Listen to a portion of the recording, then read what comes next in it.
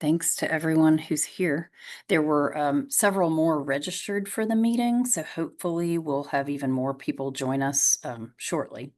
So you guys received the email, so I just wanted to kind of recap a few things, and then most of this time we'll just use for open discussion about things. And I'm going to be taking notes, and obviously the meeting is recorded, and the Hannah Street team is going to be taking notes as well. Because based on the productive discussion we had in Sacramento, I predict that we'll have even more productive things come out of this meeting. But based on the email, there were two proposals that were going to be potentially going to be voted on. And they both involve the gig, but they are different, right? So one of those involves the timeline and some logistical changes. And then the other one involves a proposal of the 2 exam model. And so they're very different. And based on the productive discussion, very productive discussion in Sacramento, there were several things that were brought to light during that meeting that had not been considered, even though the committee that was examining this had really done, gosh, just a ton of work to try to uncover every possible thing that, that could be thought of, every situational thing, every possible consideration. But the members brought up some great things in Sacramento that had not been prepared for. And so following that Sacramento meeting, the executive board had a follow-up meeting and felt very strongly that we weren't quite as prepared as we had hoped that we were. We were prepared, but that was the whole purpose of having that discussion at the business meeting. So I'm thankful for that. And I have to remind myself that's why we have those discussions of the general membership, for all of the good ideas that come out of that. And so the executive board realized that there were some significant things that we were not prepared to implement if the vote proceeded and was in favor of moving to that model. And the board felt very strongly that those things needed to be accounted for and kind of clarified before we move forward with the vote, and felt like the vote at this point would be premature based on our level of preparedness to implement it. Um, and so that was a significant thing that has happened since we were all in Sacramento together. And so so based on our meeting last week, the executive board thought it would be best if we continue those discussions and prepare ourselves to have a vote on that, but not vote on that at this juncture. So, and it was in the email, you guys probably saw that from the bylaws, we're constrained to vote on those within 30 days of that general business meeting. And that just felt, not felt, it was just too soon to solve all of those challenges and answer all of those with the clarity that was needed.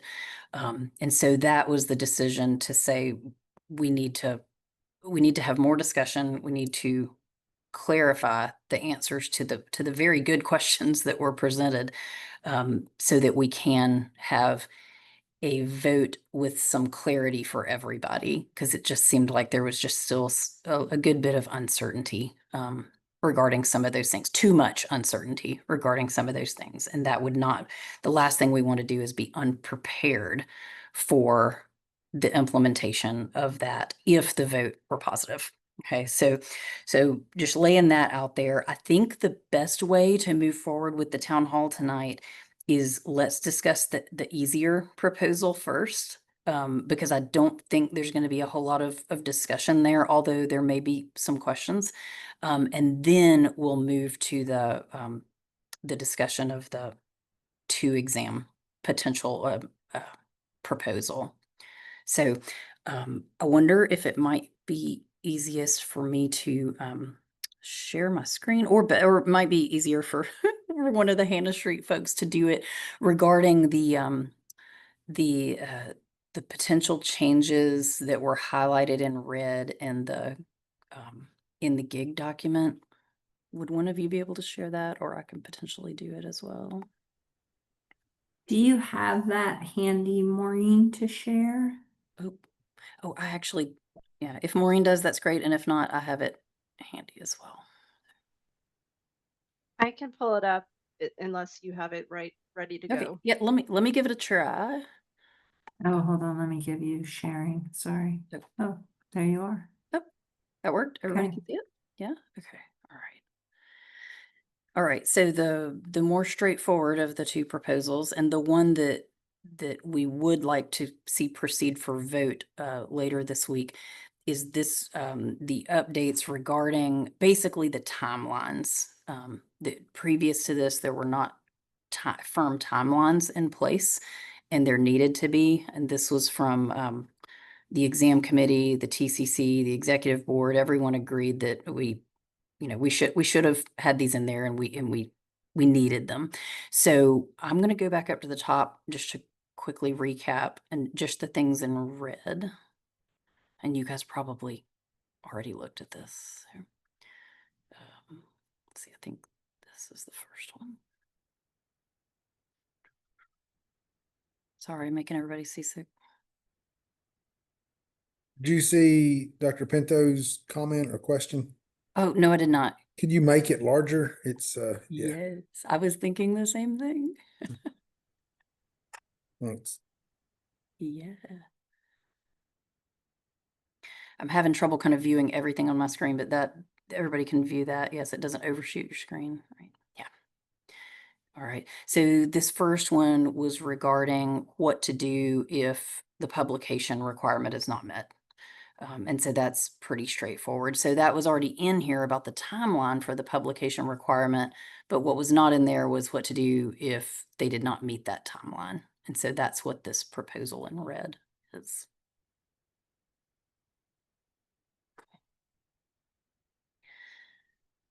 Any questions or thoughts about that one? I have a question. Yes. What would happen? So it says the proof of publication. Oh, proof of publication. I'm sorry, I read submission. But anyway, on those lines, could be proof of publication or unequivocally accept for publication. Not accept with review or under review, but sometimes they're accept for publication. And in some promotion tenure reviews, whatnot, we accept that as being published at the same level. That's my Okay. question.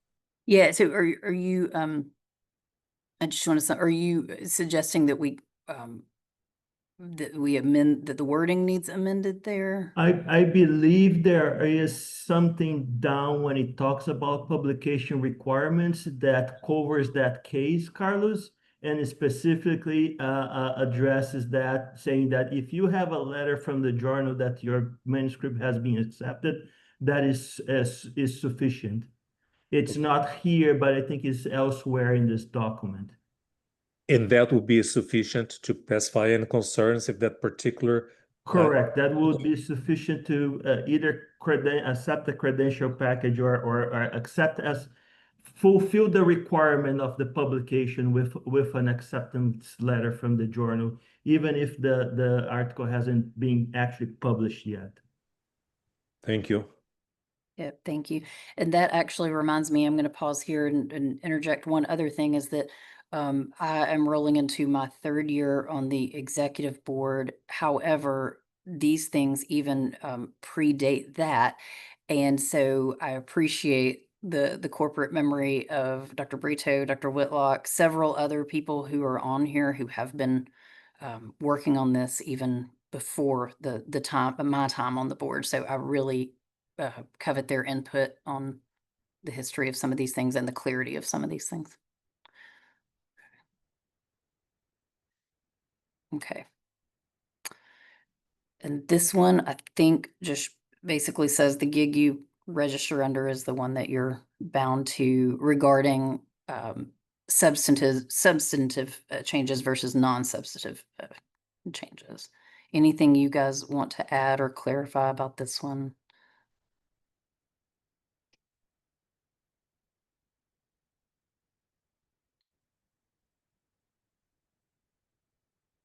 And you guys remind me as we go along too, this is going to be a very open format here, very, unstructured format compared to like the business meeting and things like that. There were a couple of questions that came in over email this week, and I'm trying to remember which points they relate to. And so if there are things like that that you guys want to point out or bring attention to, or something we need to clarify. So Robin, to go back to what Leo and Carlos were talking about, not that they have to go there, but it clearly says in F2K, it clearly says a letter of acceptance for print from the editorial office is also acceptable. So that would be what Leo was talking about. Oh, So right here. in essence, yeah. And so a letter of acceptance from the editorial office is also acceptable. Perfect.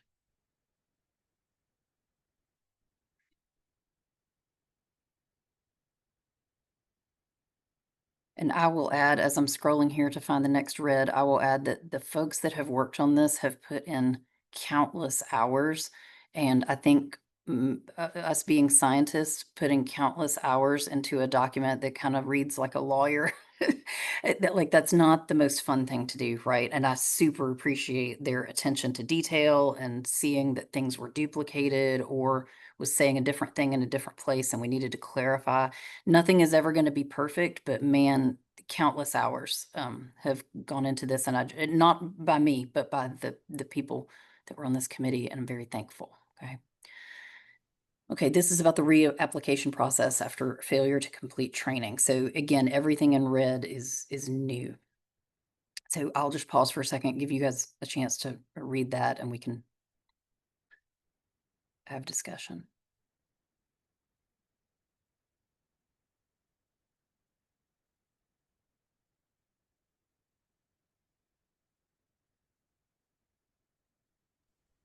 I have a question about the statement about new training program. It means like a different training program, or to reapply to the training program could be the same route? Because they could mean different things, say new training program, or you're trying to mean to register to reapply to the training program. That's a good question. I guess I interpreted it to be a different training program, like someone's switching programs, but I might be wrong about that. The intent here is that they have to start a new program again. Whether that, I was in the alternate route and, my clock has expired, but I wanted to be on the alternate route. I may even be with the same mentor again. That doesn't matter. The intent was to have a clock that would put a stop. If after 5 years you didn't do it, and perhaps that's not something that you wanted to do anymore, but then you're off our books, if that makes sense. The intent is not to create any restrictions to the candidate that would like to still pursue training.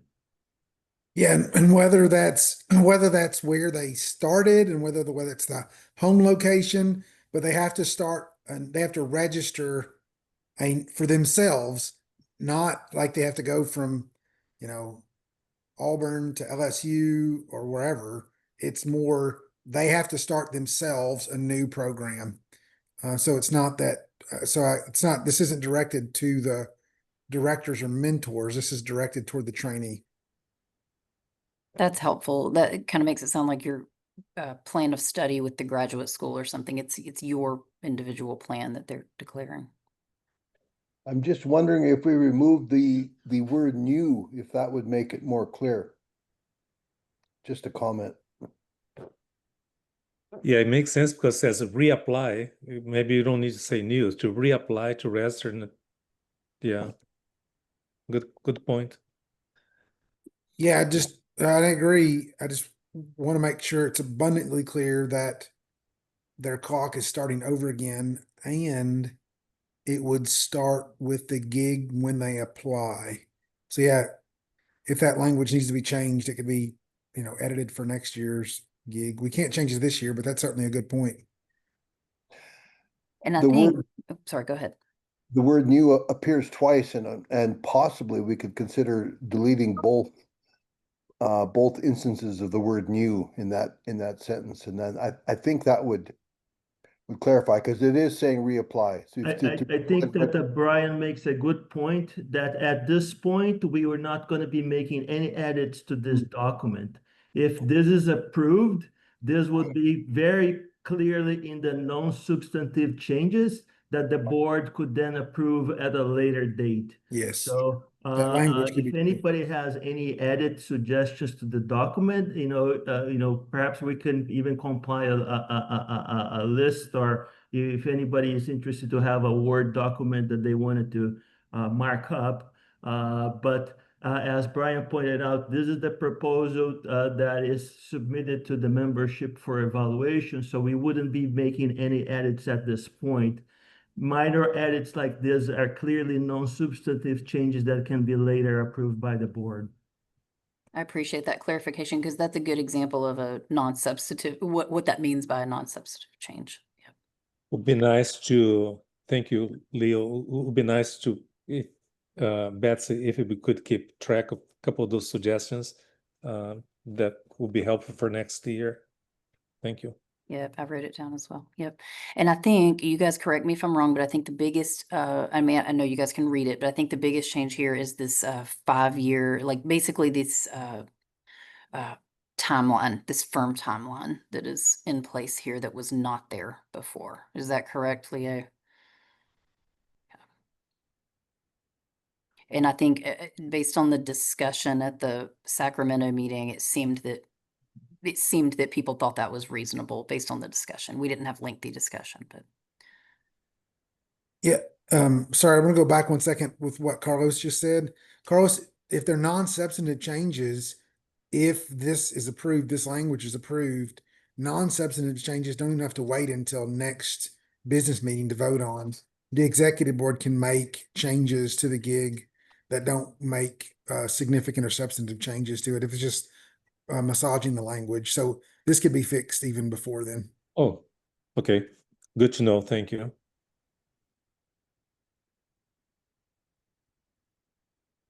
All right, so we have the 5 years here, may retake the certifying examination up to 3 times without petitioning.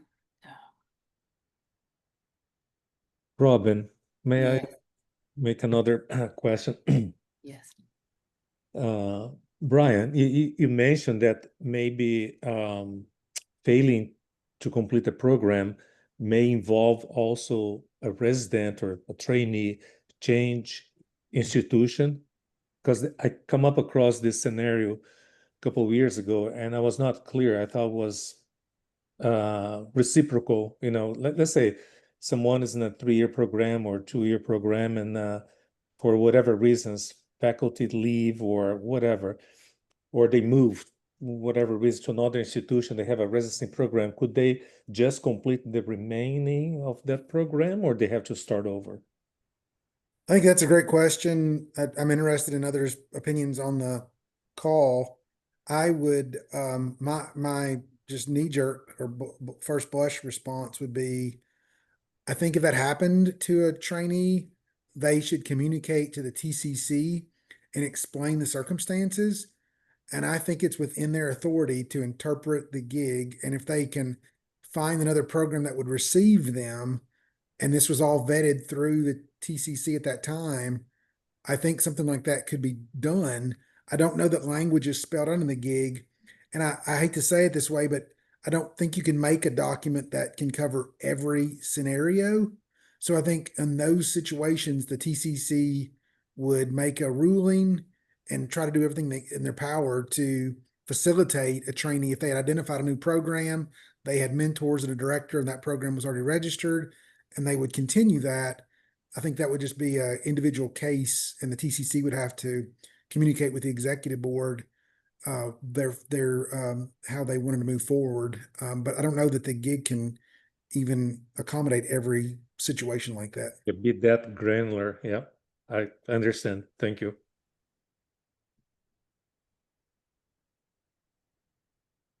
All right, I'm gonna keep scrolling. All right. So those were the proposed changes. So as I'm going to keep this document up for a minute, and again, this is probably the meat of, I mean, this is probably the biggest part of it right here. So this is the proposal that will be voted on later this week. And so that vote, I think right now Maureen has it scheduled to open on Thursday and remain open for a week. So it will open on this Thursday, remain open for 7 days, and then this would be the item that it's being voted on. And the reason I wanted to clarify that is, you know, we all hope that there would be great attendance at all of these town halls, but people are busy. I get it. I get it. So if you have colleagues that were not able to, you know, to participate tonight and they have questions about this, if you guys could just help clarify that, and it'll be clear when the vote comes up too, but it would be helpful to just talk amongst ourselves as you guys know people and clarify that this is the thing that is being voted on next week and not the cortisol inducing 2 exam proposal. That will wait a little bit. And again, the executive board felt like there was huge benefit in separating those 2 things so that people did not get any degree of uncertainty or misunderstanding about changes to the gig and what that meant. So any questions or discussion about the voting process or about this document? Robin, if I know there's a couple little minor typos that I wanted to point out. We can take that offline. What's the best mechanism for communicating those recommendations? Maybe, would you maybe email Betsy and copy me on it? Sure, absolutely. Is That's that just- okay, Betsy? Is that? You that'd can be fine. email the ACT email address, which is info@theriogenology.org, and Thank you will you. see it there. Okay, Maureen, would you mind putting that in the chat? That email address? Sure. Okay. And That's John, do great. you have a copy? Because they provided links to this document yeah, before, so you have a copy? yeah, yes, Brian, I saw it, I retrieved it online here just before the meeting started, so, but thank you. Yeah, I'll go through it critically. Like there was one thing like most of the time it says certifying exam, but there's like at least one instance where it says certification exam. So it's just a tiny thing, but we might as well get it cleaned up and get it right. As a point of comedy, I'm surprised that there are any typos still remaining in here, but I appreciate you, Dr. Kostelik. It's always, It's nothing is ever It's perfect. the editor's eye. It's very humbling. It's humbling. Okay. Any further like questions or comments? I'm afraid to try to pull up my email right now, but I'm trying to remember that I do feel like somebody asked an email question to the listserv this week about the timeline. But I'm afraid to try to pull that up while I'm screen sharing and navigating Zoom. And if I'll go back after we meet tonight, and if there was something that is not clarified here, I'll Was Aubrey Kellerman from Florida, but I think she misread the statement. thank you. Okay. Yeah. Okay. Thank you. She was a little confused about the timeline of the submission, the manuscript, and anyway, if you read her question, you see that can be clarified by refer her to the statement we have in the proposal. Thank you. Okay. All right. So if there's no further discussion about that, I think we'll move into the more productive or the meatier part of the discussion probably for this evening, which was the proposal of the 2 exam model. And so again, this is not going to be voted on next week because the executive board felt very strongly that we were just not as well prepared as we felt we should be to implement that. And that was literally a result of the discussion at the general business meeting in Sacramento, which it is as frustrating as that can be, and especially frustrating for the folks who have done the heavy lifting on these documents and just the brain power that has gone into trying to be forward thinking about every possible scenario. I know it is frustrating to postpone that, but it just needed to happen so that we can be fully prepared in case it did pass. And I know someone had brought up whether we could just adjust the timeline. Basically, could we go ahead and vote on this and just adjust the timeline? But it gets very complicated with being limited by what we proposed to the membership and then what we were going to vote on, and trying to make edits and change things in midstream. It's just not, is a challenge. So, okay. So as we move into the discussion about the 2 exam model, or the proposal of that, I'll just throw out some thoughts and just give a real brief kind of history. And again, this predates my time on the board, but in some of our discussions, Dr. Brito had provided like a really nice breakdown of the timeline, just clarifying for everyone how much time and thought has gone into this. And to say time and thought is it's like an understatement, right? The amount of work that has gone into this. So the process started in the fall of 2022. And then in the winter of 2023, there was a survey sent out to the membership. So not a vote, but just a survey to the membership about how people felt about exploring this idea. And that was favorable, with Dr. Brito says 53%. So a little over half of the membership was favorable about just exploring that idea. I believe that was the way it was phrased. No voting, no decisions, just, should this be something that is looked at? And then an ad hoc committee was developed to look at that. And that was in the fall of 2023. So this has been going on for quite some time.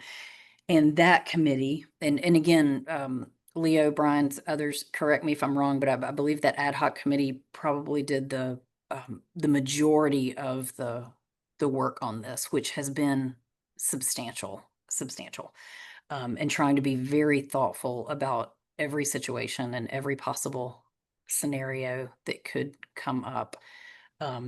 So that is kind of how long these things have been in discussion.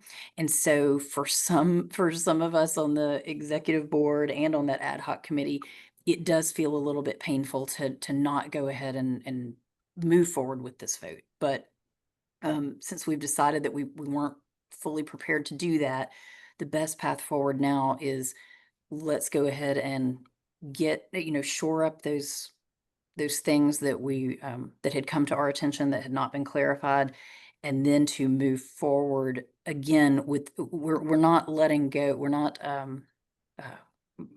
letting this go. We're literally just firming up and clarifying some of those things with the intent to still present this as a membership vote and let the general membership decide. And that would have to happen at the general business meeting next year, so a year from now. So just to give everybody an idea of the timeline. And Brian did a great job at the general business meeting of stating this, but I'll just state it again, is that the executive board honestly does not have an agenda or a collective opinion on this. And I cannot be any more transparent than that. When I came onto the executive board, again, these discussions were happening and I thought, oh my goodness, what is happening? And how my question coming onto the executive board as a new person was, how does the executive board feel about this? I want to know what their opinion is. And 2 years later, those are not the discussions we have at the executive board meeting about what our individual opinions are. And I have so respected that. In fact, we kind of make jokes about if we took a straw poll of the executive board, I have a feeling it's going to be very mixed opinions, probably. I don't know. But we have not done that, and we are not going to do that because our opinions don't really matter as far as moving this forward, right? We all want what's best for the organization. And so just to put that out there again, that we don't have an agenda that is pro or con. It's just let's present this in the clearest manner possible and let the membership decide. and if one of you wants to kind of interject here, but one of the things that came up at the general business meeting was why even explore this, right? And some of you have been around long enough that you kind of know that history, but the why explore this was related to several different things, including the low pass rate, the restructuring of the exam based on the JTA, of course, the probationary status, all the things. But a lot has happened since then. So this is not, and my understanding is this is not the one thing that we quote needed to fix, regarding probationary status or those types of things regarding the pass rate on the exam. There have been several other things that have been put into place since then to kind of safeguard. So the Angoff Scoring Committee and some other things that have been several different changes have happened in a very positive way. And so this proposal of the 2-exam model is not something that was mandated of us. It's just something that, again, we sent out a survey to the membership. Should we explore this? We felt like we should explore it based on that membership survey. We've explored it for the last 2 years. That ad hoc committee has worked very hard. And here we are still just trying to shore up a few loose ends of how would that work if that scenario happened, or how would that work if this person did this, right? So I'll pause right there and say, Brian or Leo or anyone want to add anything to that kind of history or progression? No, I think that captures everything. We have Dr. John Kostelik, who is the chair of the ad hoc committee. Jack Smith was also on that committee. And yeah, that proposal that we see today has been mostly put together by that committee, and has had input from the TCC and the exam committee throughout the entire process, as well as from members of the executive board. Yeah, thank you. And in addition to that, I should say that when we did the initial survey, we very clearly requested the rationale as to why folks would support or not support the 2 certification process. And all of those comments were put forward to the ad hoc committee so that those could be addressed in the design process, if you will. And after that initial survey, once we had a pretty robust draft, that was submitted for membership comment yet again prior to us coming up with the final proposal. So again, this has been a 3-year process that has we have put a lot of thought and consideration and make sure that we're not rushing anything in putting together that proposal. So I'll stop here, but I obviously wanted to talk a little bit more, but I see John has his hand up, so. Yeah, Dr. Kostelik, go ahead. Yeah, thank you. Just a couple of things. I did chair the committee and had a wonderful group of colleagues that put a lot of thought and effort into it. And 2 things, I really appreciate your acknowledgements, Robin, and for your appreciation for the work and effort. And I think we moved it a long way. The second comment is, and I respect and appreciate this, slowing things down and making some refinements and all of that.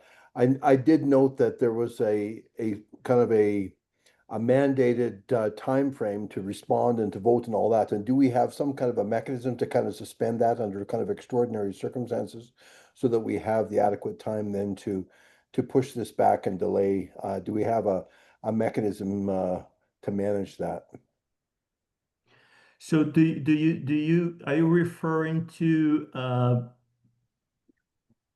the quote unquote validity of calling out the vote now after it has Exactly. been Yeah, called? exactly. Do we have some kind of a mechanism to, apparently I didn't realize that there was this rule, but apparently from what I read, there's, we're mandated to, given that this has been discussed, we're supposed to vote within a certain time frame. And do we have some kind of a mechanism to say, well, we're going to suspend or we're going to delay that for obviously for good cause?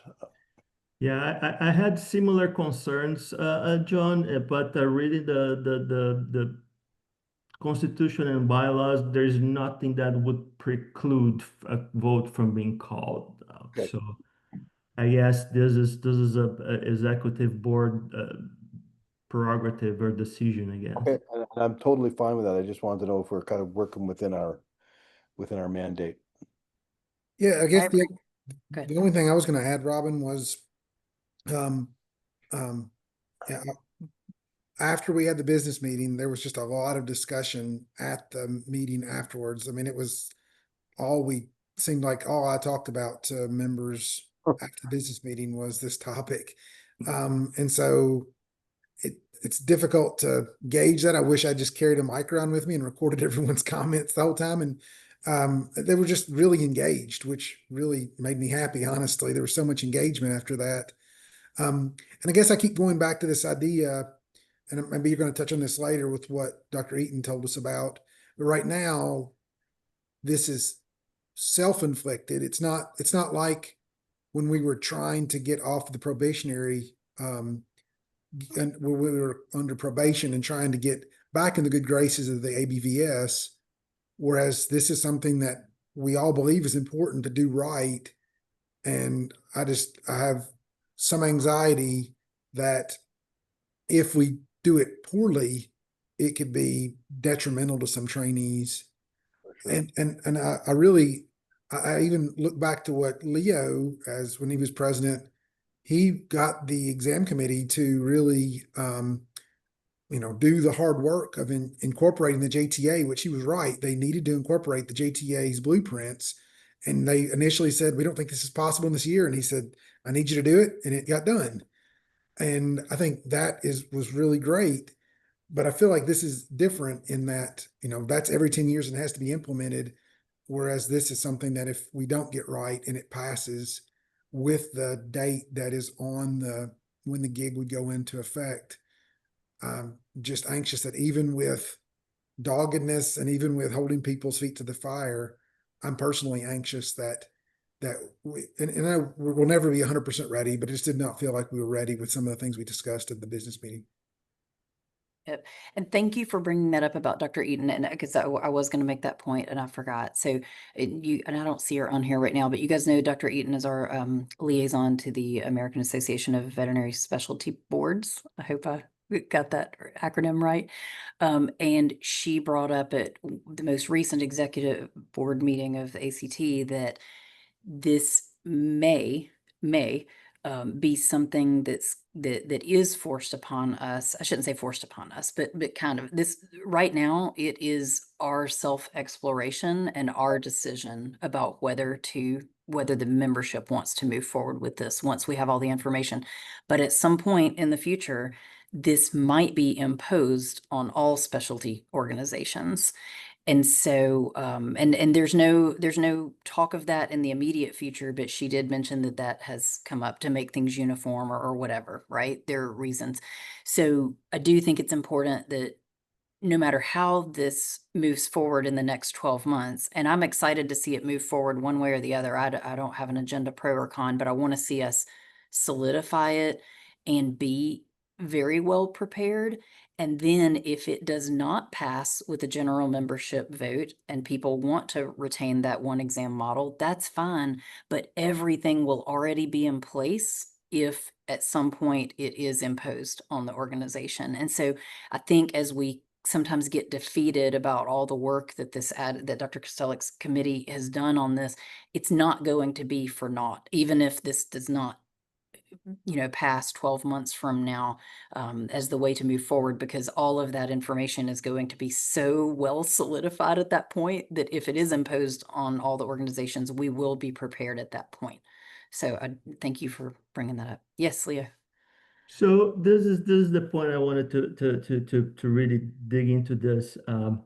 So my question to the board is, was the concern related to the proposal itself or the implementation of the proposal? Because that is a very important distinction to make. If the concern is with the latter, I don't think this is the strategy to address it, because there is going to be some really, really heavy lifting that needs to be done if the proposal is accepted. And nobody's going to do that with the question mark, is this thing going to be accepted or not?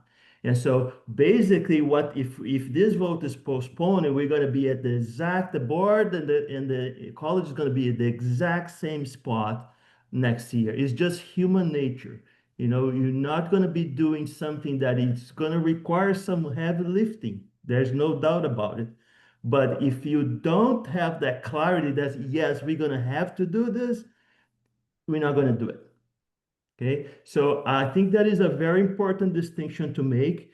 And I go back to, I did had a concern, the same concern that John expressed before, about, you know, pulling out a vote, calling off a vote now that the train has left the station, whether that would be within the prerogatives of within the CBL.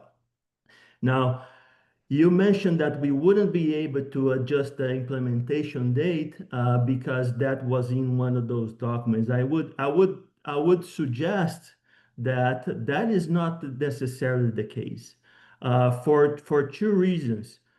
First one was that the board has not the vote was never going to be on a specific document because we are trying to separate the kind of the timeline changes or the changes that Robin just talked about from the implementation of the two exam. So if we were to combine those things, you would have to present the membership with 4 different documents, which is not what never what the intention of the executive board to propose. So although those 2 documents have been circulated, the vote is not going to be on the document itself, right? We had the executive board had made that decision that, you know, the vote was going to be on the specific language that could be applied. In addition to that, if you're talking about what a substantive change is, you know, if you even really thinking a step further, think what is a substantive change? A substantive change, as defined in the bylaws, it's a change in the policy on the procedure. So we wouldn't be changing anything on policy and procedures that had been presented to the membership if we were to change the implementation date. So I mean, I think that if the concern is and the goal is to allow us to be better prepared to implement if the change was to pass, I think that a much better way to do this would be to hold a vote now, have clarity on that, and then have you know, the executive board can talk about what they feel is appropriate for the different committees and you know, to be able to, you know, have everybody educated or the program directors, the alternative route mentors, the trainees, the future trainees themselves educated on the process. But my biggest thing is, like, you know, if this is the executive board concern, I don't think this strategy is addressing that. Because you know, just we're going to be in the same exact spot in a year from now, because the committees were not going to have the time to really put into those kind of things to develop the procedures. Unless there's clarity that needs to be done. So I really would you know, suggest that the executive board reconsider their decision and maintain the vote as this fall, and then just explain to the membership that, you know, this if this vote were to propose, we're proposing an implementation date of X. And I don't think that, you know, I don't think that anybody would have grounds to challenge that. You know, it's not a change to any of the procedures or policies that have been proposed. We're just looking at a later implementation date with a very clear rationale that we wanted to do is right? So I don't think that anybody would be able to challenge. I have a hard time thinking that anybody would have a problem with that approach. Dr. Kostelic, did you have your hand up again? Yes, Robin, could you maybe just briefly summarize the concerns that were brought forward at Sacramento and the basis for the proposed delay? Yeah, to the best of my ability, I will do that. And you guys interject as well. Betsy, Brian, Leo, anyone that was there and remembers. It seemed that, and again, this is just my interpretation of what I heard during that meeting, was that the uncertainty of what this meant for each individual program. So for example, I will throw out the, what time of year would the exam be given, how much time they're going to have to give their trainee off. They're going to have to do that twice. That is a huge impact in a 2-year program, not as big of an impact in a 3-year program. So and they were very good points. And I think one of the challenges that was going through my mind listening to some of that discussion is that, going back to Leo's point, is that we're not going to be able to solve everybody's individual program. Like, we're not going to be able to make this fit to everyone's individual program in a perfect way, given that the programs are so different. The 2-year versus the 3-year versus the combined degree program versus a private practice alternate route. I mean, they're just so, but that seemed to me to be the biggest source of uncertainty. You guys help me remember the other, some of the things that were brought up involved the maintenance of certification. For example, if someone chooses to retake the board exam for the maintenance of certification, do they take 1 exam or do they take 2? And yeah, leave it to Dr. Maxwell to think of that, right? But it is something that had not been thought of before, right? I mean, all I can think is who is going to take the exam over as their maintenance of certification, but it's listed as one of the options, right? So I'm trying to remember the other Another- specific things. Yeah, go ahead. Another issue that came up was, does this become available for candidates that are already in the gig pipeline? And so that was one of the things that an individual on the TCC brought up, and then other education experts in the community brought up, that if something is considered best practice, you can't withhold that from the other trainees. It would be like saying that this is the new policy for incoming first-year veterinary students, but even though it's best practice, these other people came in the program later, so they have to stay in that. So honestly, we weren't sure how to address that. And then probably the thing that struck me the most from the members that attended the meeting was this question of, do we go from a 2-year to a 3-year training program? And that was one question I couldn't answer, because several people asked, how many training programs, how many specialties are just 2-year programs? And so people really started questioning if it's even possible to do this. And I guess go back to what Leo asked, and what he said earlier was, yes, it's more about the procedures and less about the gig as it's written. The concern I had, Leo, and I bought into what you said with respect to voting, but at the end of the day, we might say that we're only going to have people vote on the different languages, but the 2 gigs we wrote have September 1st, 2025 stamped on them.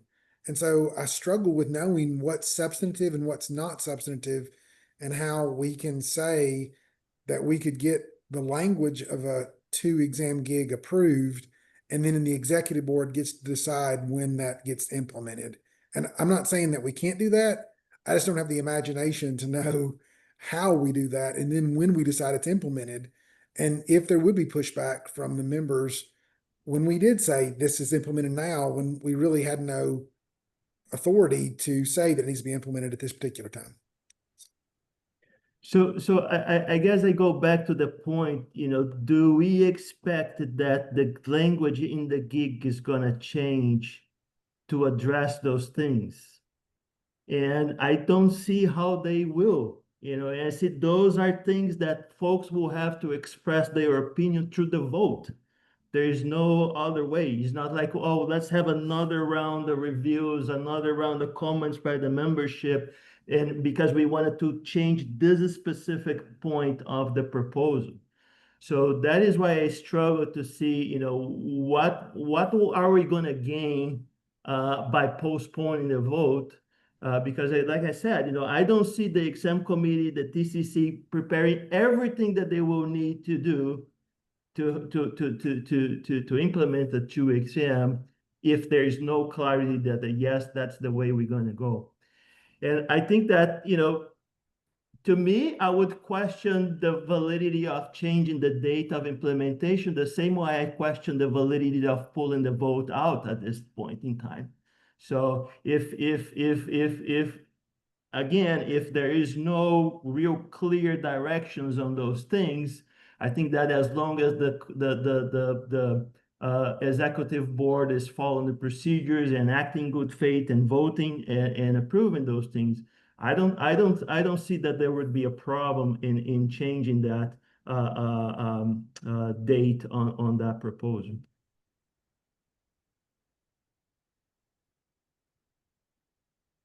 Yeah, Leo, one thing I would just add to that, we talked about solutions. It's laid out so it's laid out in the gig that a person has so many weeks they have to fulfill. But you're right, there's nothing that says a person can't do that, over 3 years, right? And so there's nothing restricting the programs that are registered to say, these are the requirements for the number of weeks of experience you need to have. You can do that over 3 years, and you can even take your exam after you finish your residency. Lots of people, especially those that retake it after not being successful the first attempt, retake it after their residency's over, right, and moved on. And so in a way, I kind of hear what you're saying, because we're really saying that this is the minimum. A person, they can't take it before this time, but there's nothing saying that they can't wait. But and so you're right. Maybe it doesn't even need to be written that, the ACT training programs, maybe if something like this passed, it didn't have to be directed that maybe most training programs would go to a 3-year program, that people would take their qualifying exam after 2 years, and they take their certifying exam either immediately after that or a year later. Yeah, and absolutely right, Brian. And we made very clear, conscious efforts to make sure that the procedures would allow for residents to be certified in 2 years the same way they are now. So there was never an intention to impose something that would force programs to go to a 3-year. That was a no from the get-go, and we made a very conscious effort to make sure that the procedures, how we're gonna stagger the exams, how the people could do the exams on the same year, and all of those other things that we put wrote in the procedures to make sure that there would not be a requirement for folks to go to a 3-year program. So again, those things might require yet more clarification. I don't know how many town halls we can have to clarify those things, how many opportunities we have, but those are very clear, that we're not gonna, that the intent was never to push programs to go to 3 years. Tracy, I see your hand up. Oh, can you hear me? Oh, there we are. Okay. Yeah, I think those are excellent comments, and my program's a 3-year program. We have a qualifying exam in our program. It's a doctoral program, and so successful completion of our program requires a qualifying exam in semester 6, so at the start of the final year. And historically, that's exceedingly highly predictive of success in the board exam, the ACT board exam. So I personally think a two-part exam is an excellent idea. It focuses the students on the areas they need to work on for the board examination. I think our model has worked exceptionally well with a high pass rate for the ACT boards in general. I just wanted to say a couple of things with the idea, a couple of things that were brought up from Brian and also Leo's comments. So with respect to people who are saying, well, I don't want to give my trainees that time off, all the specialties that currently have a two-part exam have to deal with that, right? So our medicine folks, our surgery folks, they have to give their trainees that extra time off for those two-part exams. They deal with it. They figure it out. We will too. Yeah, okay, there's a bump. We gotta, but it's in our trainees' best interest that they have this split exam, that if you sell it to them as this is preparing you for the second exam, right? This is a check-in to see where you're at. Are you ready? And so they all have to deal with that extra time off. So I don't see that as really a valid reason for us to back off of a two-part exam, because if it is going to be, I didn't realize it could be imposed on us. If it is imposed on us, they're going to have to deal with it then, right? And so the other one is, and maybe Leo has answered that, was for me, I think the idea of changing to a 3-year requiring programs to go to a 3-year program, that's a completely separate question than a two-part exam question. So I think that I don't think we should tie those two things together at all. I'd really discourage people from tying those together. I think that's a completely different thing for the college. If they think that is where we need to go to have success in the exam, then we go there. But I don't think that's the question of a two-part exam. That's right. And thank you for Yeah, saying that. and I just wanted to add, all the time requirements are specified in the gig for the different training routes, and none of those have been changed. Right. So again, and again, I go back to the same point that I'm trying to make from the beginning. Those concerns about, oh, well, I have to do take more time. This is not something that can be addressed by changing the current policies and procedures as are described in the document, right? So this is something that you have to look in your heart and vote. So this is do I think this is the way to go or not? It's not like we can't create a document that will state that the years now are going to have 370 days. So that's what I'm trying to get at. So what the root of the concern and the best way to address those. Yep. And thank you for bringing those things up, Tracy, because you're right. And going back to what Leo was just saying too, the intent was never to change someone's program, right? Or to dictate how long it is, or the 2-year, the 3-year, the structure like that. That was never the intent of this 2 exam proposal. However, it seemed to me that at the general business meeting, it seemed to me that a lot of people were kind of internalizing, what does this mean for my program? And for in a protective sort of way, right? Like, oh my goodness, how is this going to impact my program? Are we going to have to change our program based on that?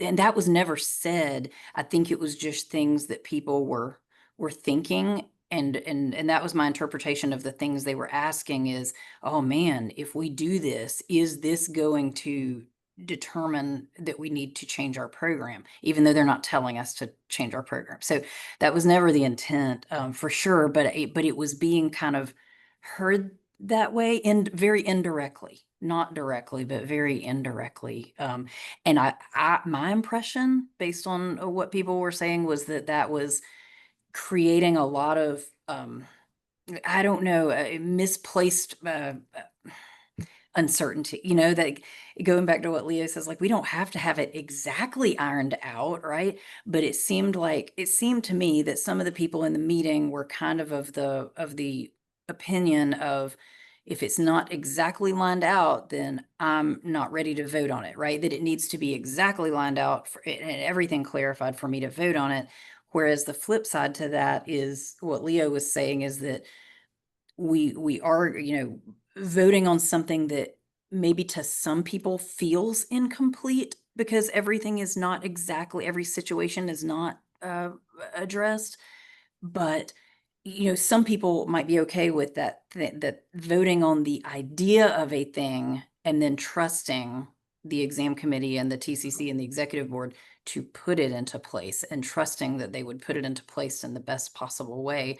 Whereas others of the membership were kind of like, there's too much uncertainty here. I don't see how I can possibly make a decision with some of these unknowns. So if that makes sense, there were kind of two different feelings there from members. And not that our goal is to solve all of that, but just to be as clear as possible. And that is one of the questions that we kind of need to ask ourselves moving forward is, are we, or do we think most of the membership would be okay with us saying, this is the general idea, this is as outlined as we can have it right now, trusting that that all those committees will put it into place as well as they could, or having all of these things accounted for and clarified. And that is the struggle right now, or that's my impression of kind of the struggle of move forward, don't move forward.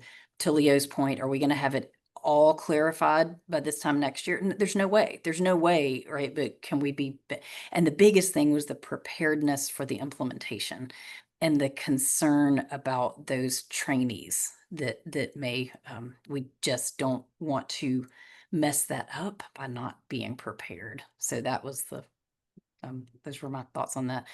Tracy, I love what you said that you guys do. And I'm just curious, based on the timeline that you guys laid out, when what you're doing with your kind of like your 2-exam model, are they taking that certifying exam roughly 6 months after the qualifying exam? Because you said it was at the end of second year.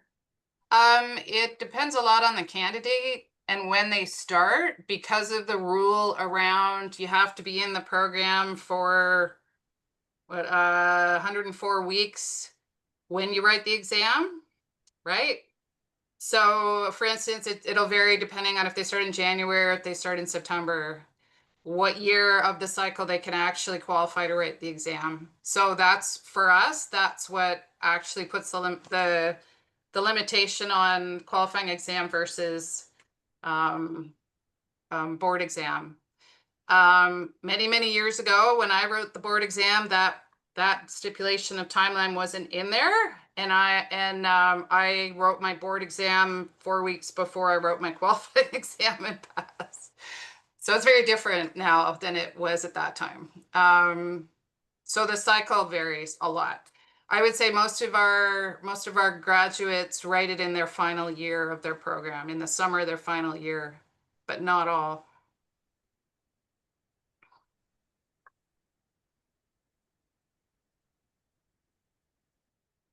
Dr. Wilborn, just like a quick comment, like as a recent alternate route candidate, I personally, like, while I don't love the idea of sitting for 2 exams, I mean, I don't know, many people that do, I do think it would be helpful, just because it's such a breadth and it's such a huge amount of knowledge that we have to obviously know and go through, and it's a lot of information.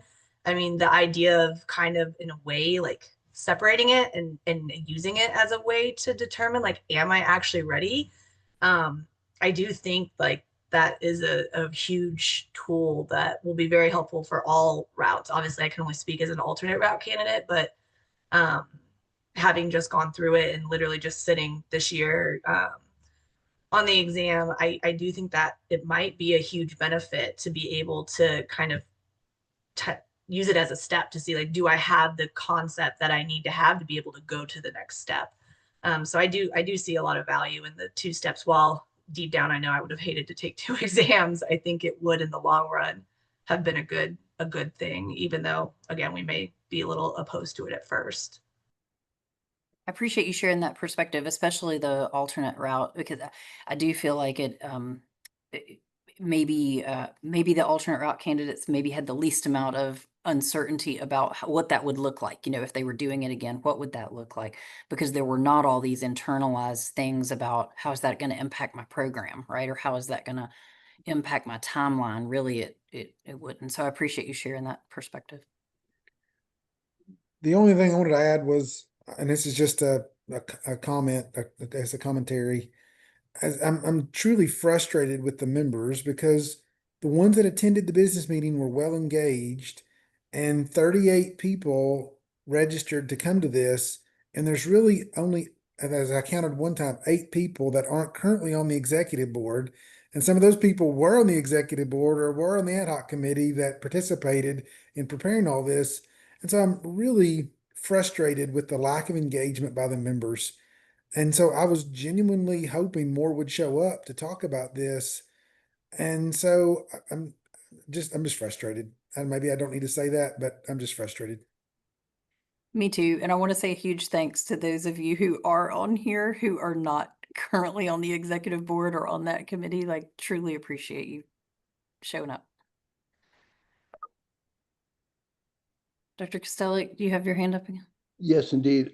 I don't remember the fine details of what we proposed, but from what I recall is we recognize that the gig has to lay things out in broad strokes and some things need to be really quite definitive, but in terms of things like exam dates, we didn't specify, okay, this exam will be held at this time of the year, because we thought that was way beyond the mandate of the gig. And my recollection was, the rationale for the 2 exams was to reduce the amount examined at one time.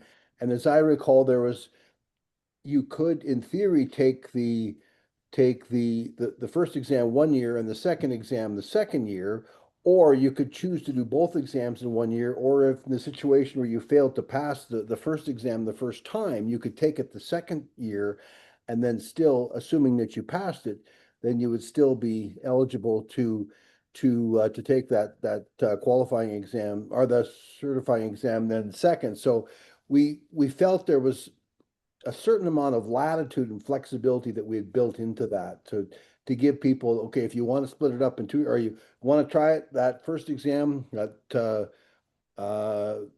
qualifying exam the first year, and if you want to do that, great. If you weren't successful, you weren't penalized. You could still get it done in the second year, and assuming that you passed, then you'd be good to go for the second one. So I think there was a certain amount of flexibility baked into that. And also, again, some things have to be really quite chapter and verse, and other things can be more general. We did not talk about the exam will be in person or will be doing remotely. We did not talk about specific months that the exam would be delivered, because we just don't think those kind of details should be embedded into the gig.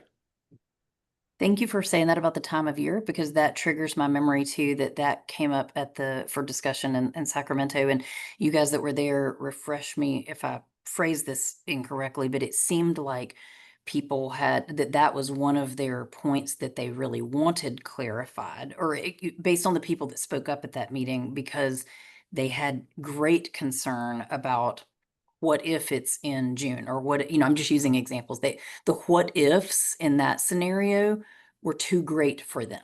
They wanted more detail regarding what you just said, whereas you clearly said that after discussion, the committee was trying to leave that flexible. So I think that speaks exactly to one of the challenges that we're in. And I would love anybody's input. Leo has already kind of said his opinion on this, but I feel like we're dealing with people who want more detail. And then we're saying, hey, we provided flexibility for a reason. And other people saying, I don't feel like I can vote on it, not knowing when that exam is going to be. Hence Brian's frustration. Yeah. And I'll be candid with you, Leo, because there's, most people on here know me well, and most people on here are on the board. Because I lack confidence in understanding how we can implement this language change, and I lack the imagination and not have a rigid date. And so in part,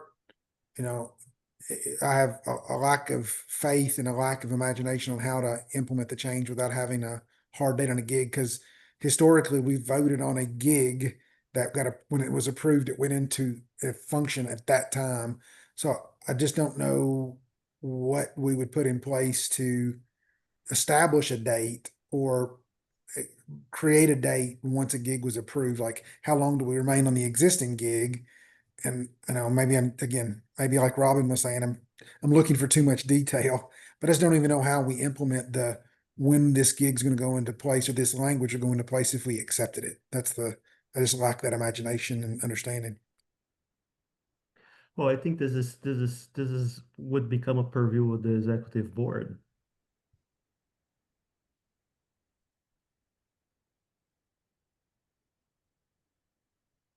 Because again, I'm sorry if I'm sounding like a broken record, but it goes back to, do we need to change the policy and the procedures that are in the current document?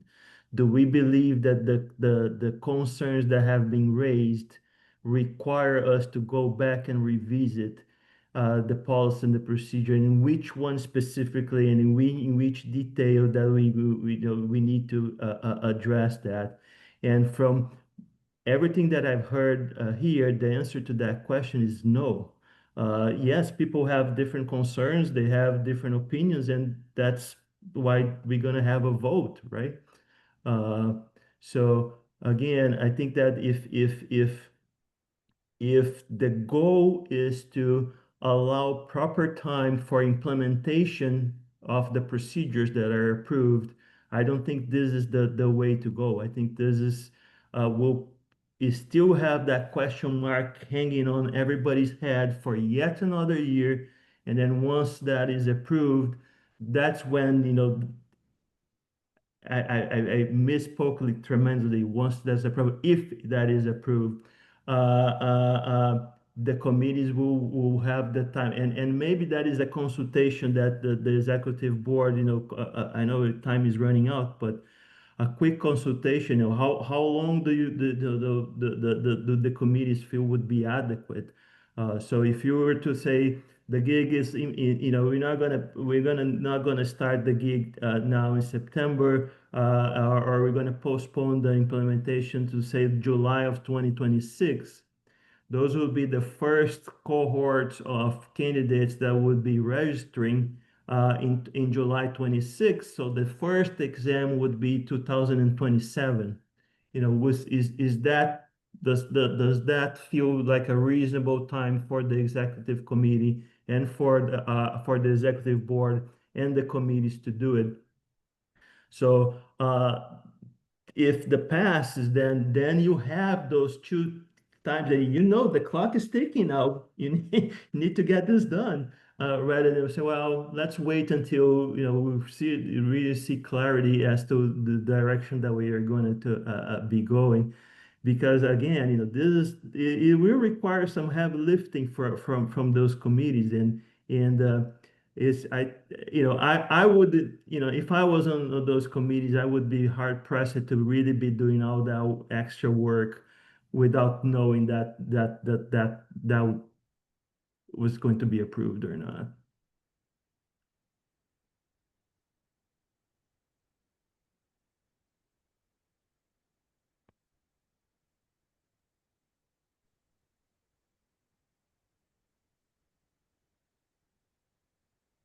And as I wrote to you guys, to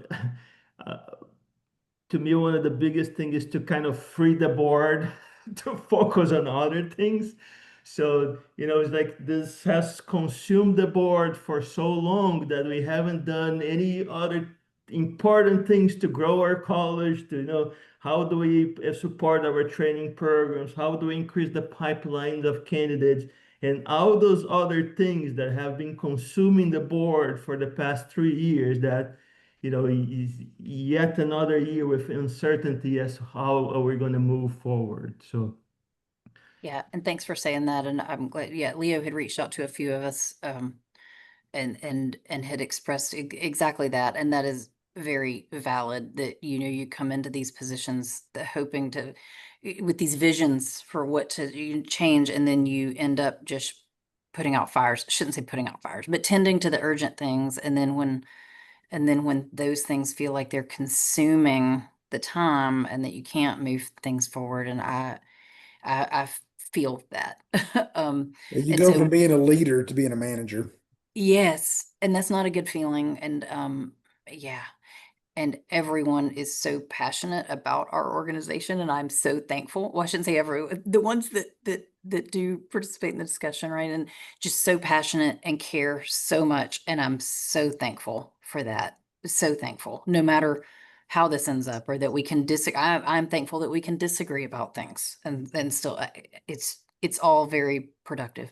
But I do agree with Leo that we don't want to spend our entire year on this for sure.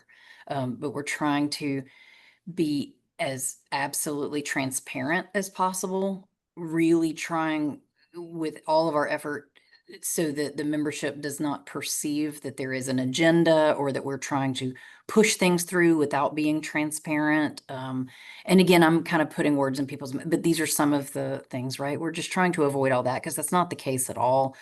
But that's one of the challenges that we're trying to guard against. And again, just the not feeling like we were completely prepared based on the specific things that had come up at that board meeting. And I believe that we can fix those granular things that came up at the board meeting, about the maintenance of certification and how would, those are to me are the easier things, right? And we can reassure people we're not trying to change your program at all. You decide what you do with your program. That's not the goal of this. But it just it felt like things were felt like it might look like we were pushing an agenda to push this forward, even though those of us close to it have been like, this doesn't feel fast or that we're pushing things at all because this has been going on for 3 years, right? But people didn't really seem interested or invested until until more recently. Yeah, I see a couple of hands up. Edgar? Here, just a couple of comments, sort of philosophical things. So some of it might be kind of more towards a marketing of the idea. So I've got these, the question would be, is the change for the people sitting the exam, or is the change for the organization? And it could be both, and that's fine. But if it's more one than the other, then I think making it clear that what the rationale behind it is, so that people would understand a philosophical drive for the change. Not that, hey, there's this change and it might be good, but there's a real sound reason for it. And the other one is philosophically, flexibility, I think, is a huge benefit. And it's back to kind of the making that clear to people that if you make a super detailed proposal and there's some things that people don't like, then they might get hung up on details that maybe aren't really all that important. But if it is a framework and it is based on the philosophy of trying to help candidate, organization, or both, and then there's the understanding that the ACT administrative folks will implement it, the best way possible and leave some flexibility, and then that flexibility is an advantage, not a disadvantage. So I think you just have to make these philosophical points clear so that people don't get hung up on some unnecessary details. Yep, those are good points. And especially that timing of the exam was a great example of how people felt like that they wanted that to be prescriptive because that was for them, that was going to be the deciding factor about whether they were voting for this or against it. And again, that was just something that they had said, this is going to impact my program in such and such way. And yeah. John? Yeah, well, I'm just to throw out a suggestion here, is it reasonable to consider proceeding with the vote on that on the one versus the 2 exam process with the with the caveat or with the reassurance that implementation might be, delayed until we kind of work out some of the fine details, but just to get a go or no go decision on the 2 exam process. And if there is broad support or adequate support for the 2 exam process, then we assure people that we will take the time to to address concerns and work out details. Is that a reasonable way to proceed? Yeah, and my answer is I'm not sure. Like I would covet the input of others. And when I say I'm not sure, that came up and the what was stated in the executive board, and rightly so, is that, hey, we already did that with this survey a couple of years ago, saying were people in favor of exploring this? And that was and so that was what was brought up in the executive board, is that we've kind of already gauged how people feel about the idea. But now this is like a final vote for essentially for implementation. But presumably, we have to have, I'm guessing we have to have a formal vote for, of support to move ahead, but, you know, if we could provide, as Dr. Garrett said, if we could provide some sort of background information and some, you know, and some reassurances, and again, we're not trying to, you know, we respect the independence of the individuals and their thoughts, and they can vote as they choose, but I'm just wondering if we can move ahead with the, you know, and with some reassurances that, you know, that there's some details to be solved, and that we will, you know, we're not gonna, even if we're moving ahead with this, if we just, if the vote supports moving ahead, we're not implementing it, you know, like September of this year, so that's just not gonna happen.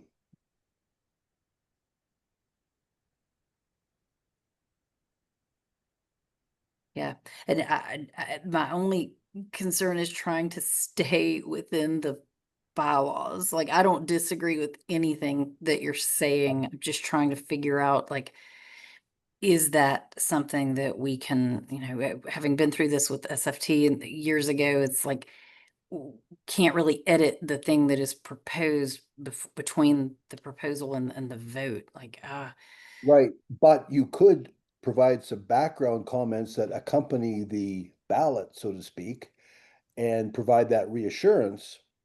And say, okay, you know, we're mandated to vote. We're gonna go ahead, for example, we're gonna go ahead and vote.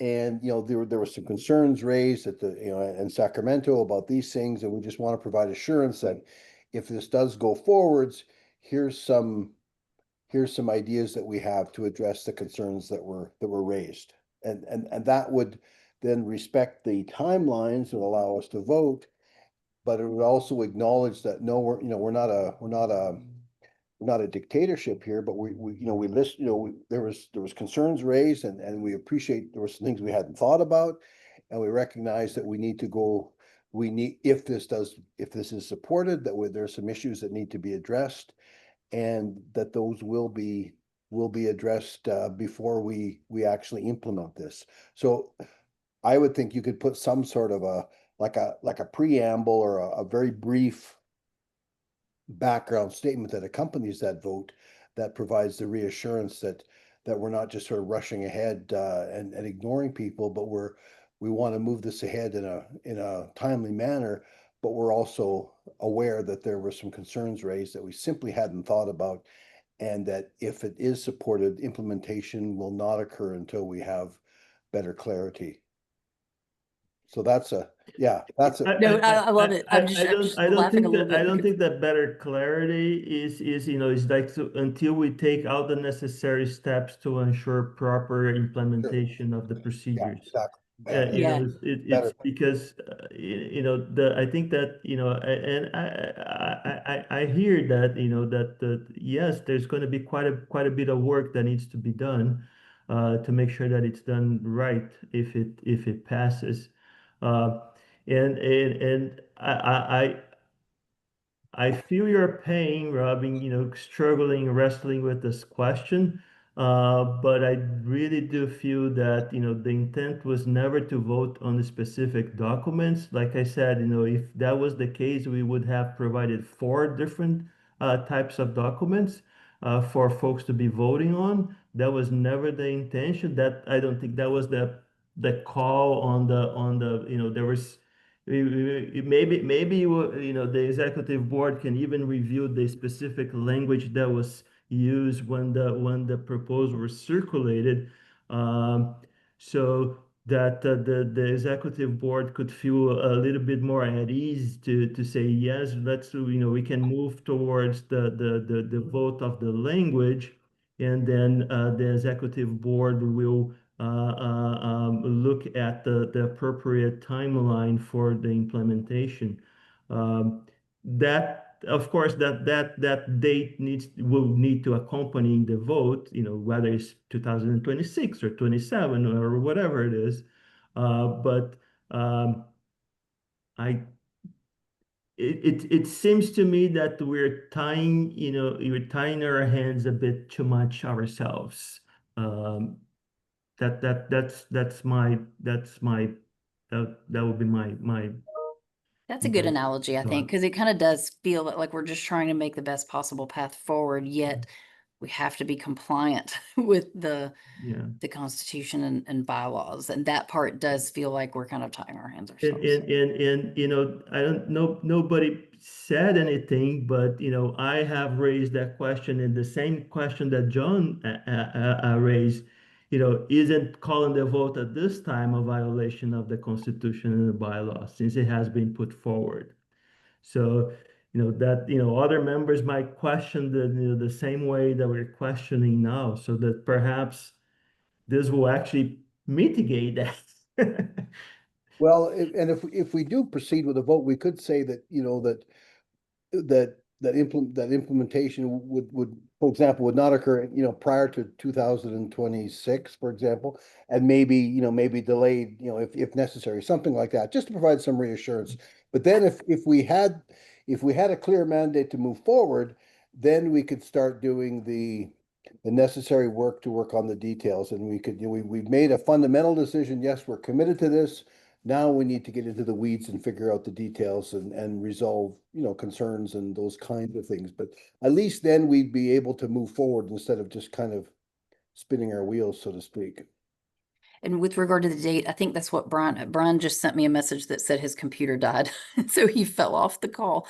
But I think that's what he was saying earlier, is that one of the big concerns is that that date is already in the language. And so didn't feel like we could edit that, but we honestly, a few of us can get with the Hannah Street team and revisit the bylaws and like just really try to, it's going to be a tough decision for how to move forward. Like, and all the things you guys have brought up are very valid. Like, can we call off the vote right now? Should we move forward with these specific dates? Like, it's gotten very complicated very, very quickly. And we all just want the same thing, which is clarity, transparency, and to move something forward, even if the vote doesn't pass. Like, I get that. It's a struggle. Somebody else Tracy had their hand up, and I know that we've kind of run long. Yeah, I just wanted to echo, I think both Ed and John made some really excellent points, and I wholeheartedly actually agree with that point of view. I don't see the survey that you guys sent out 2 or 3 years ago as a membership vote or a mandate in any way, shape, or form to move it forward. I think it would be a great idea to check in with the membership again now that you had the meeting. I couldn't go to the meeting. And with all the concerns that were raised, I think hearing what you guys are saying, I wasn't there, sounds like what Ed talked about. It's a marketing thing, right? And John talked about it, like people have these concerns, and maybe you just need to kind of package it a little differently and explain to people the rationale, why we think this is a really good approach. So that might help alleviate some concerns, but to get a vote in principle and work out the details for, later, I don't know how, I have to say, I don't know how the bylaws work, and maybe tie your own hands. That would be very unfortunate, I think. If you're tied, if you're tied to not voting because of bylaws, I think that would be a little bit unfortunate. Yeah, and I appreciate the comment about the marketing and the packaging. When Ed was talking, I was literally taking notes about specifically the statement about this change is for the people taking the exam, not for the programs. You know, that was a great statement as far as packaging it. Yeah, Leah. I just wanted to make a comment that we need to be a little bit careful because the executive board is not supporting the change. The yeah. executive board is proposing an alternative. Yeah. So this might sound like, you know, you're trying to kind of, this is how the executive board feels the college needs to go. And that, you know, we said that the very, you know, I personally have made very clear, I never talk to anybody about how I'm going to vote. And, you know, the idea throughout this entire process, can we present a viable alternative for the members of the college? And if they decided to go that way, fine. But if they don't, fine. So that is a caveat that, you know, you need to kind of think about how, so that it doesn't sound like the executive board is pushing the idea. That they're looking for, to get the blessing of it. Yeah, the decision should be made independently by each diplomat voting. Yeah, so the idea in marketing is probably the bad word, the packaging of it, right? The explanation, background information, those kinds of things without trying to send the agenda or voice the agenda. Yeah, appreciate that. Well, I think the way it stands right now, the vote on the other part of the proposal will open on Thursday. It'll stay open for 7 days. That will just be the language of the timeline and not this 2 exam model for now. And so just to provide some clarity about that, and we'll have to dive deep and revisit like how to move forward in the short term, right, with regard to voting on this 2 exam model or not. And I appreciate everybody being here, especially those of you who are not so close to this process. Super appreciate your input as well. Robin, I think because we have a timeline and everybody's worried about following our bylaws, I think we have to go forward with the vote, up and down. And I think we have to stay within the guidelines of the bylaws and hit the right date. If we go beyond that, then we're violating our own bylaws. If the vote is positive for a 2 exam process, and because this gig has a specific date in it, then in the past, the exam committee and the executive board have decided to make some changes on when the exam is being offered. John and I were on the exam committee when we made some adjustments, and we had to make those adjustments because of things that were beyond our control. And it's the same with this. If it just because there's a date in there, then the exam committee, TCC exam committee, and the executive board can make executive decisions to what's best for the college and best for the candidates taking the exam. So I think what we need to do, and this is not a board meeting, so I don't know if we can actually make motions, but what I think we need to do is put in some very good, well-worded, clarifying verbiage, right, of why addressing some of the major concerns and saying we're going to go ahead with this vote, and these are the comments that will address the major concerns that have been raised during the business meeting and following, and we're calling for a vote. And then just go forward. If it's up, it's up. If it's down, it's down. And the whole point is that we're trying to give an alternative for the college, and whether the membership feel, the diplomates feel it's good. If they don't, then okay. we'll just move forward from there. So, And Dr. Holyoke, I really wanted to thank you for you and Dr. Maxwell for the foresight of including those things in the Constitution and bylaw, that substantive changes needed approval by the membership. So this is not something that the board would be able to just vote on, or the TCC as it had been in the past. So thank you very much for the foresight in adding this, because now we see the value of having that in that document.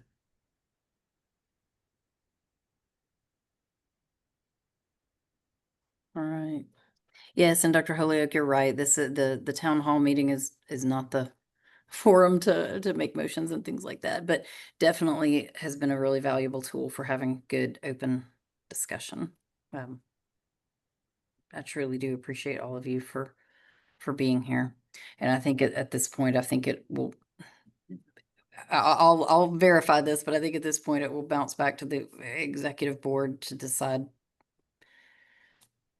what we're going to do and how we're going to move forward. And I just wanted to thank you guys for providing this forum for us to talk and hash out those ideas.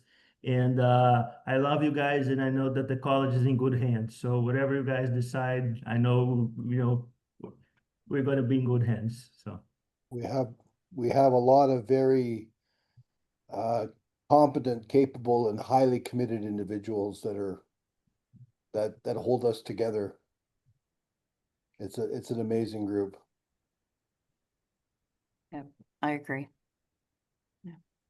Well, thanks to everyone for your time, and yeah, and feel free to, if you have thoughts after we end tonight, feel free to always email or send it to that info email address as well, so that We'll get it. yeah, Thanks, and everybody. they'll make sure we get it. take care. Yeah. Bye-bye. Thanks. Thank you.